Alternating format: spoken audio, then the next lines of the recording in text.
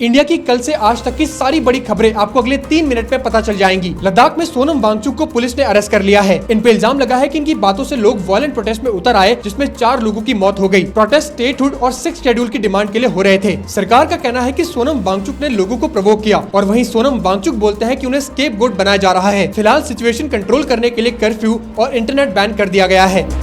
बरेली में एक मार्च हुई जिसमें लोग आई लव मोहम्मद के पोस्टर्स लेकर निकले और स्लोगन्स लगाए, लेकिन ये प्रोटेस्ट वायलेंट हो गए जब कुछ लोगों ने पुलिस पर पत्थर फेंके। पुलिस ने तुरंत लाठीचार्ज की और सिचुएशन को कंट्रोल करा और अथॉरिटीज ने सेक्शन 163 लागू कर दिया है, जिसका मतलब बिना सरकारी परमिशन के अब प्रोटेस्ट करना बिल्कुल मना है। टेंशन काफी बढ़ गई थी, इसीलिए एक्स्ट्रा पुलिस और पैरामिलिट्री भी डिप्लॉय करनी पड़ी।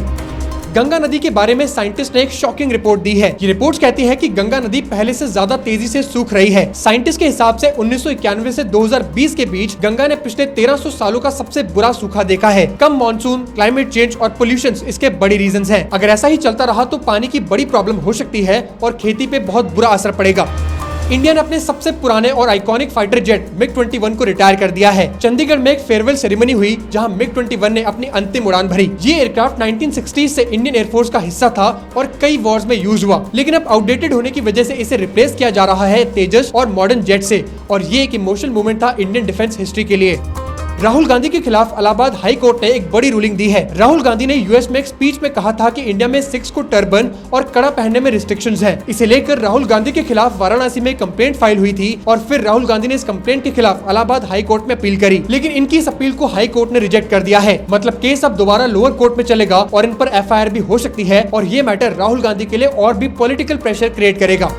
एशिया कप का फाइनल इस बार हिस्ट्री बनाने वाला है, क्योंकि पहली बार इंडिया और पाकिस्तान फाइनल में आमने सामने होंगे। इंडिया ने टूर्नामेंट में पहले पाकिस्तान के खिलाफ दोनों मैचेस जीते हैं, लेकिन 28 सितंबर को फाइनल में सब नया होगा। पाकिस्तान के बॉलर्स और इंडिया के बैट्समैन के बीच एक जबरदस्त टक्कर देखने को मिलेगी और पूरे एशिया के फैंस इस मैच का इंतजार कर रहे हैं। पीएम मोदी आज BSNL का स्वदेशी 4G नेटवर्क लॉन्च कर रहे हैं। लगभग 98,000 टावर्स पूरे देश में इंस्टॉल होंगे, जिससे इंडिया के हर कोने में 4G पहुंच जाएगा। ये पूरा प्रोजेक्ट इंडियन कंपनीज ने बनाया है और फ्यूचर रेडी है, मतलब इजीली 5G अपग्रेड हो सकता है। इससे गांव और बॉर्डर एरियाज तक डिजिटल कनेक्टिविटी मिलेगी और डिजिटल इंडिया के लिए ये एक बड़ा कदम है।